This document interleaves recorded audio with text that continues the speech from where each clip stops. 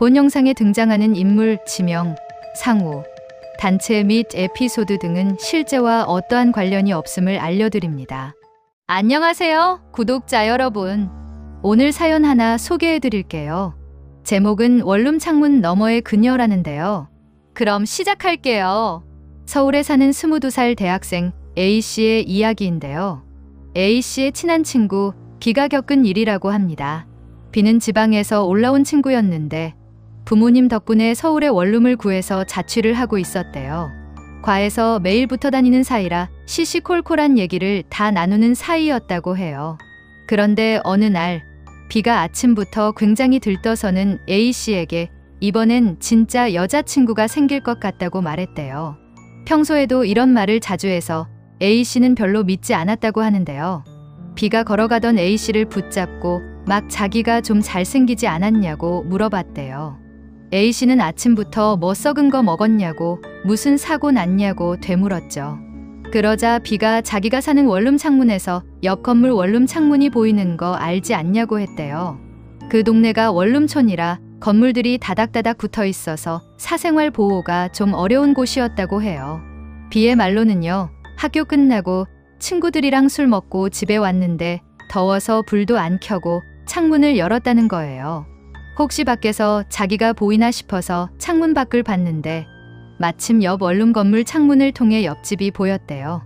그런데 이게 말이죠. 호기심이 발동해서 봤더니 여자가 옷을 갈아입고 있더래요. 완전히 나체는 아니고 가벼운 점퍼를 벗고 트레이닝복을 걸치는 정도였다고 하는데요. 술이 확 깬 B가 이제 고개를 돌리려는 순간 그 여자가 커튼을 치러 오다가 B와 눈이 마주쳤대요. 그런데 놀랍게도 그 여자가 생긋 웃으면서 윙크를 했다는 거예요. A씨는 당연히 구라라고 생각했죠. 어떤 미친 여자가 자기 방 훔쳐보는 사람한테 윙크를 하냐고 따져 물었는데 B는 계속 진짜라고 우겼대요. 그 이후로 B는 계속 옆방 그녀와의 일들을 A씨에게 얘기했다고 해요. 다음 날도 B가 말하길 밤에 자려고 불을 껐는데 옆집에 불이 켜진 게 보여서 봤더니 이번엔 그녀가 먼저 자기를 보고 있더래요. 인사를 했더니 그녀도 웃으면서 인사를 하고 손짓으로 오라고 했다는 거예요. 여기까지 듣고 A씨는 다시 정색을 하면서 어떤 미친 여자가 그러냐고, 그 여자 예쁘냐고, 나이는 몇이냐고 물었대요. B는 잘 모르겠지만 엄청 예쁘다고, 다음에 A씨도 와서 보지 않겠냐고 했대요.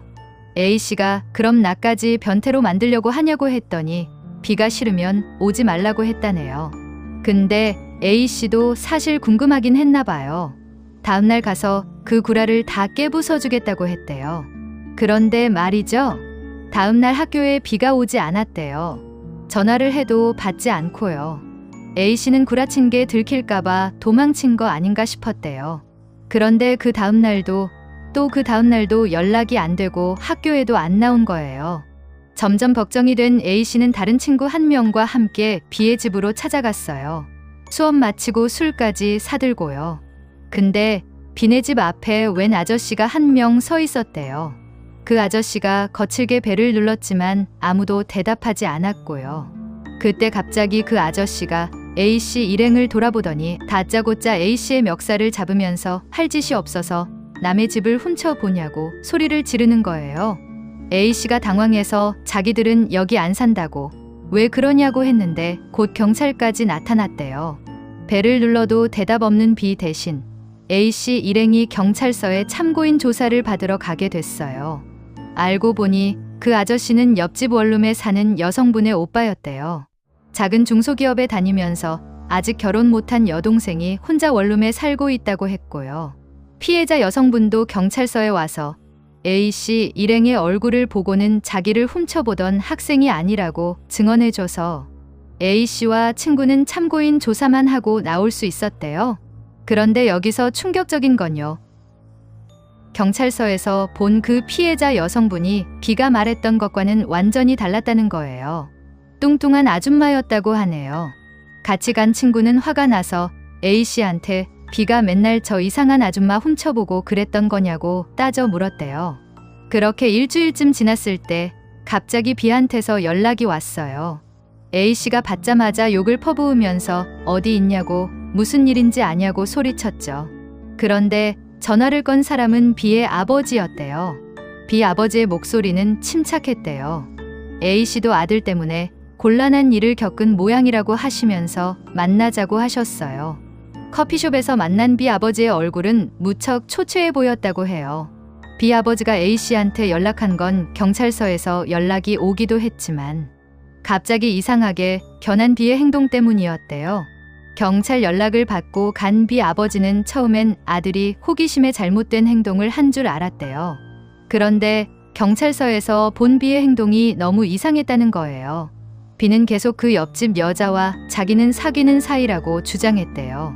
경찰서에 피해자 아줌마가 왔을 때도 B는 그 아줌마가 아니라 젊고 예쁜 아가씨가 있다고 하면서 인상착의까지 자세히 얘기했다고 해요. B의 이상한 모습에 피해자 측에서는 고소를 취하했고 경찰 측에서도 별다른 범죄 사실이 없고 스토킹이나 성추행도 없었기 때문에 벌금형만 내렸대요. 그런데 그 이후로도 B는 계속 방에서 불을 끈 채 옆집만 보면서 울고 웃으며 뭔가와 대화를 했다고 하네요. 참 무섭죠. B 아버지는 A씨에게 무슨 일이 있었는지 물어보셨고 A씨는 있었던 일을 사실대로 다 말씀드렸대요. 얘기를 다 들은 B 아버지는 한숨을 쉬시더니 B와 함께 천안으로 내려가서 병원 치료를 받을 예정이라고 하셨어요. 그렇게 B는 휴학계를 내고 집으로 돌아갔대요. 며칠 후 B 아버지한테서 다시 연락이 왔어요. B가 살던 원룸을 내놨는데 다른 세입자가 보러 오기로 했다면서 시간이 없으니 A씨가 집을 보여주고 집 몇 개를 빼달라고 부탁하셨대요. A씨는 흔쾌히 승낙했고요. 다른 세입자에게 문을 열어주고 짐을 챙긴 뒤 부동산에 서류를 받으러 갔어요.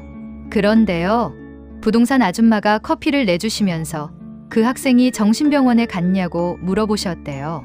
A씨가 네 하고 대답하니까 부동산 아줌마가 이렇게 말씀하셨대요. 정말 뭔가 있나 봐. 학생 친구가 살던 그 옆집 324호 말이야. 거기서 아가씨가 스스로 생을 마감한 거 알았어? A씨가 놀라서 되묻자 부동산 아줌마가 말을 이었어요. 사이버 수사대인가 뭔가가 와서 자기도 알게 됐는데 그 옆집에 원래 6개월 전까지 젊은 아가씨가 살고 있었대요. 그런데 무슨 동영상인가 뭔가가 유출돼서 해선 안 될 선택을 했다고 하더래요. 그러고 나서 자꾸 그 옆 건물에서 이상한 일이 생기는 거래요. B는 훔쳐봤다고 했고 5층에 사는 아저씨는 사고인지 뭔지 몰라도 떨어져서 죽었대요. 부동산 아줌마는 괜히 집이 안 나갈까봐 다들 쉬쉬하는데 어차피 A씨는 여기로 올 것도 아니니까 얘기해주는 거라고 하셨대요. 그 일이 있고 나서 다음 해 B는 다시 학교에 복학했어요. 가끔씩 B와 술을 마시며 그때 일을 물어보면 B도 이상하다고 하면서 그때 기억을 전혀 못한다고 해요. 오히려 A씨가 있었던 일을 얘기해주면 웃으면서 스트레스가 심했나 보다 그렇게 말한다고 하네요. 아직도 그 사건은 뭐라고 설명할 수가 없다고 A씨는 말을 맺었습니다. 사실 이 이야기를 처음 읽었을 때 저도 등골이 서늘해지더라고요. 여러분은 어떠세요? 혹시 원룸이나 오피스텔에 사시는 분들 계신가요? 그럼 창문 밖을 한번 보세요. 지금 당장은 아니고요. 나중에 집에 가시면요. 만약 주변에 이상한 행동을 하는 친구가 있다면 비웃거나 무시하지 말고 진지하게 걱정해 주세요. 어쩌면 그 친구는 정말 뭔가를 보고 있는 건지도 모르니까요. 아니면 정신적으로 힘든 상황일 수도 있고요. 자, 그럼 이 사연은 여기까지입니다. 오늘 밤 혹시 원룸에서 주무시는 분들 창문 잘 닫으시고 커튼 꼭 치세요. 그리고 혹시라도 옆집 창문에서 누가 손짓을 한다면 그냥 못 본 척 하시는 게 좋을 것 같아요. 이 사연을 보내주신 구독자분께 감사드립니다. 정말 오싹하면서도 생각할 거리가 많은 이야기였어요. 정말 섬뜩한 이야기네요. 혹시 비슷한 경험 있으신 분 계시면 댓글로 공유해주세요. 그럼 오늘 영상은 여기서 마치겠습니다. 구독, 좋아요, 알림 설정 부탁드려요. 다음에 또 만나요.